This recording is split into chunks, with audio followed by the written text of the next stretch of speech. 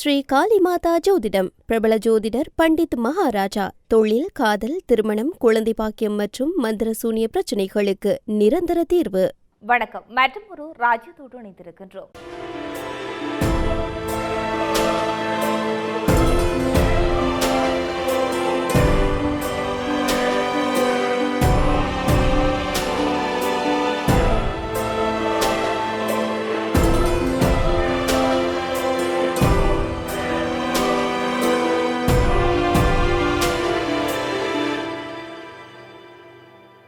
அமெரிக்காவுக்கும் ஈரானுக்கும் இடையே நிலவி வரும் மோதல் போக்கு உலகளவில் பெரும் கவலையை ஏற்படுத்தியுள்ள சூழலில் அமெரிக்காவின் ராணுவ தயார்நிலை குறித்து அந்த நாட்டு நிர்வாகத்துக்குள்ளேயே முரண்பட்ட கருத்துக்கள் எழுந்த வண்ணம் இருக்கின்றது. குறிப்பாக அமெரிக்க துணை ஜனாதிபதி JD வான்ஸ் பென்டகனுக்கு அளிக்கும் தகவலின் உண்மைத்தன்மை குறித்து தனது தனிப்பட்ட சந்தேகங்களை எழுப்பியும் இருக்கின்றார். மத்திய கிழக்கில் பயன்படுத்தப்படும் ஏவுகணைகளின் எண்ணிக்கை மற்றும் கையிருப்பில் உள்ள ஆயுதங்களின் அளவு குறித்து பென்டகன் வெளியிடும் தரவுகள் துல்லியமானவைதானா என்பதில் வான்ஸ் அதிருப்தி கொண்டும் இருக்கின்றார். இது தொடர்பாக அவர் உளவுத்துறை மதிப்பீடுகளை ஆய்வு செய்து வருவதுடன் ஜனாதிபதி டொனால்ட் ட்ரம்பிடம் இது குறித்து விரிவாக விவாதித்தும் இருக்கின்றார். பாதுகாப்பு செயலாளர் பீட் ஹெக்ஸத் மற்றும் கூட்டுப்படை தலைவர் ஹெய்ன் ஆகியோர் அமெரிக்காவின் ஆயுத கையிருப்பு எந்தவிதமான சவாலையும் எதிர்கொள்ளும் வகையில் போதுமானதாகவே உள்ளது என்றும் ஈரானின் ராணுவ பலம் கணிசமாக குறைக்கப்பட்டுள்ளதாகவும் பொதுவெளியில் தொடர்ந்து கூறியும் வருகின்றார். ஆனால் வான்ஸின் கவலைகள் வேறு விதமாக காணப்படுகின்றது. அவர் பென்டகன் அதிகாரிகளை நேரடியாக குற்றம் சாட்டவில்லை என்றாலும் அமெரிக்காவின் ஒட்டுமொத்த பாதுகாப்பு வியூகம் குறித்து ஆழமான கேள்விகளை முன்வைத்தும் இருக்கின்றார். பென்டகன் வழங்கும் தகவல்கள் கள யதார்த்தத்தை முழுமையாக பிரதிபலிக்கின்றதா அல்லது ஏதேனும் தகவல்கள் மறைக்கப்பட்டுள்ளதா என்பது அவரது சந்தேகத்தின் மையப்புள்ளியாக காணப்படுகின்றது. சில உள்நாட்டு ராணுவ மதிப்பீடுகளின்படி ஈரானுடனான மோதலில் அமெரிக்கா ஏற்கனவே தனது ஏவுகணை இடைமறிப்புகள் மற்றும் நீண்ட தூர தாக்குதல் ஏவுகணைகளின் பாதிக்கு மேற்பட்டவை செலவழிந்திருக்கலாம் என்று அதிர்ச்சிகரமான தகவல்கள் வெளியாகியும் இருக்கின்றது. இது அமெரிக்காவின் ராணுவ திறன் மிகப்பெரிய இடைவெளியை ஏற்படுத்தக்கூடும். நவீன போர் முறையில் ஏவுகணை தற்காப்பு என்பது மிகவும் முக்கியமானது. இத்தகைய ஏவுகணை பெருமளவில் செலவிடப்படுவது அமெரிக்காவின் எதிர்கால பாதுகாப்பு நடவடிக்கைகளை பாதிக்கும் என அஞ்சப்பட்டு வருகின்றது. இந்த ஆயுத பற்றாக்குறை என்பது வெறும் மத்திய கிழக்கு விவகாரத்துடன் மட்டும் நின்றுவிடப் போவதில்லை. இது தைவான், தென்கொரியா மற்றும் ஐரோப்பா போன்ற மற்ற பதற்றமான பகுதிகளில் அமெரிக்கா கொண்டுள்ள பாதுகாப்பு கட்டுப்பாடுகளையும் கேள்விக்குறியாக மாற்றியும் இருக்கின்றது. சீனா அல்லது ரஷ்யா போன்ற நாடுகள் இந்த சூழலை பயன்படுத்தி ஆக்கிரமிப்பு நடவடிக்கைகளில் ஈடுபட்டால் அதை தடுப்பதற்கான போதிய ஆயுதங்கள் அமெரிக்காவுடன் இருக்குமா என்ற தயக்கம் எழுந்தும் இருக்கின்றது. வியூகம் மற்றும் சர்வதேச ஆய்வுக்கான மையம் நடத்திய ஆய்வு அமெரிக்காவின் ஆயுத இருப்புகள் முன்னெப்போதும் இல்லாத அளவுக்கு அழுத்தத்துக்கு உள்ளாகியிருப்பதை சுட்டிக்காட்டியும் இருக்கின்றது. ஒட்டுமொத்தமாக பார்க்கும்போது பென்டகன் கூற்றுகளும் துணை ஜனாதிபதி வான்ஸின் சந்தேகங்களுக்கும் இடையே ஒரு பெரிய இடைவெளி இருப்பதை உணர முடிகின்றது. அமெரிக்காவின் தேசிய பாதுகாப்பு மற்றும் சர்வதேச அளவில் அதன் செல்வாக்கு ஆகியவை இந்த ஆயுத கையிருப்பு பிரச்சினையை அந்த நாடு எவ்வாறு கையாளப் போகின்றது என்பதில் தான் அடங்கியும் இருக்கின்றது. ஈரானுடனான மோதலை தாண்டி உலகளாவிய ரீதியில் தனது மேலாதிக்கத்தை தக்க வைக்க அமெரிக்கா தனது ராணுவ உற்பத்தியையும் வியூகத்தையும் மறுபரிசீலனை செய்ய வேண்டிய கட்டாயத்தில் உள்ளது என்பதை இந்த அறிக்கையானது தெளிவுபடுத்தியும் இருக்கின்றது. அடுத்ததாக மத்திய கிழக்கு நிலவி வரும் போர் சூழலை முடிவுக்கு கொண்டுவர ஈரான் ஒரு புதிய வியூகத்தை முன்வைத்தும் இருக்கின்றது. இருப்பினும் அமெரிக்க ஜனாதிபதி டொனால்ட் ட்ரம்ப் மற்றும் அவரது நிர்வாகம் இந்த முன்மொழிவில் திருப்தி அடையவில்லை என்று தகவல்கள் தெரிவித்தும் இருக்கின்றன. ஈரானின் வெளியுறவு அமைச்சர் அப்பாஸ் அராக்சி ஓமான் மற்றும் பாகிஸ்தான் நடைபெற்ற பேச்சுவார்த்தைகளின் போது இந்த திட்டத்தை முன்வைத்தும் இருக்கின்றனர்.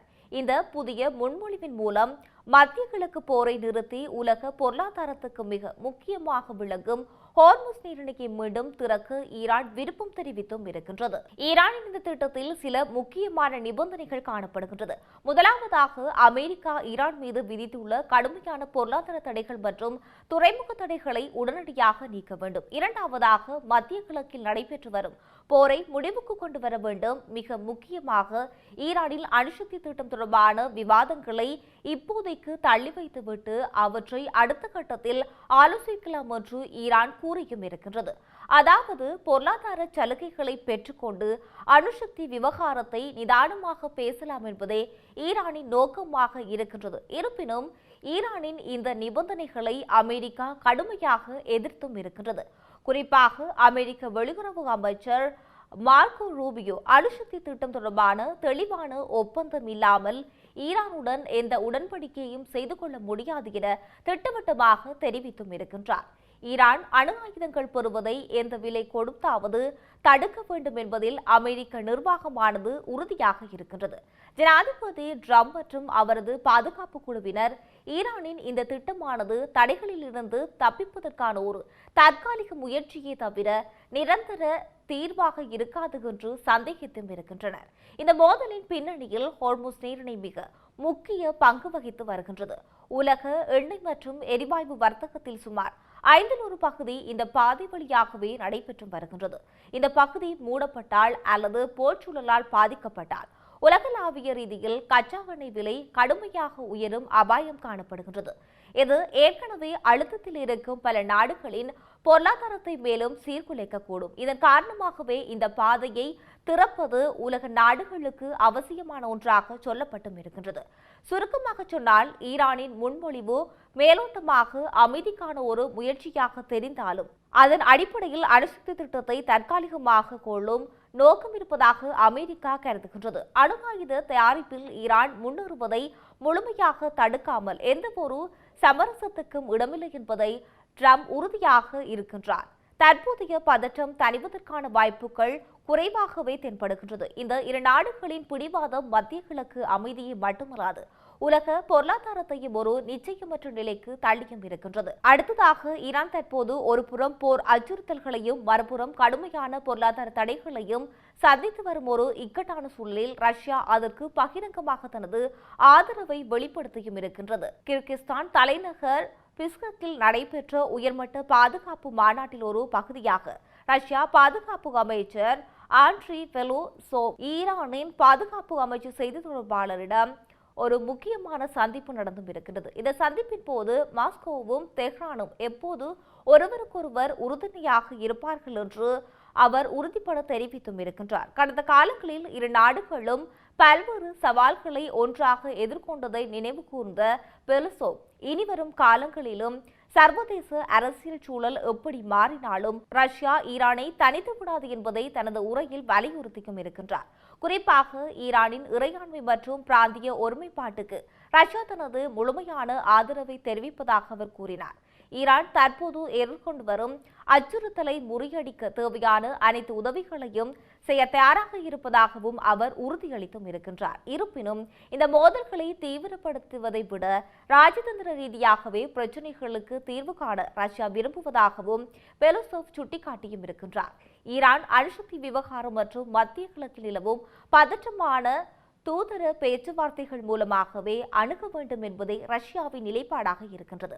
அதேபோல ஈரானின் எல்லை பாதுகாப்புக்கு எந்த ஒரு அச்சுறுத்தல் ஏற்பட்டாலும் ரஷ்யா அமைதியாக இருக்காது என்பதையும் அவர் மறைமுகமாக எச்சரித்தும் இருக்கின்றார். இந்த சந்திப்பானது நடைபெற்றுக் கொண்டிருக்கும் அதேவேளை ஈரானிய வெளியுறவு அமைச்சர் அப்பாஸ் அராக்சி ரஷ்யாவுக்கு பயணம் மேற்கொண்டு அந்த அதிபர் புதினை நேரடியாக சந்தித்து பேசியும் வருகின்றார். உயர்மட்ட அளவில் நடைபெறும் இந்த தொடர்ச்சியான சந்திப்புகள் ரஷ்யாவுக்கும் ஈரானுக்கும் இடையே ஒரு மறைமுகமான ராணுவ பாதுகாப்பு ஒப்பந்தம் உருவாவதை உறுதிப்படுத்துவதாக அரசியல் ஆய்வாளர்கள் கருத்தினை வெளியிட்டும் இருக்கின்றார்கள்.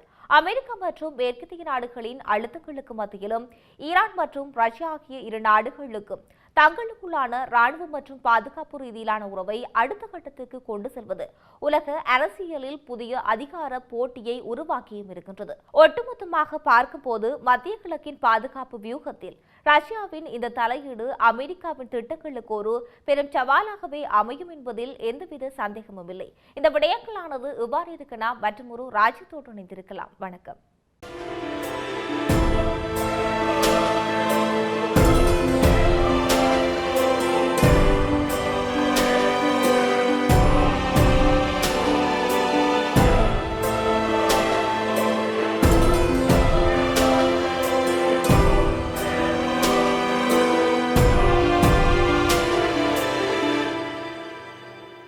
ஸ்ரீ காளிமாதா ஜோதிடம் பிரபல ஜோதிடர் பண்டித் மகாராஜா. தொழில், காதல், திருமணம், குழந்தை பாக்கியம் மற்றும் மந்திர சூனிய பிரச்சினைகளுக்கு நிரந்தர தீர்வு.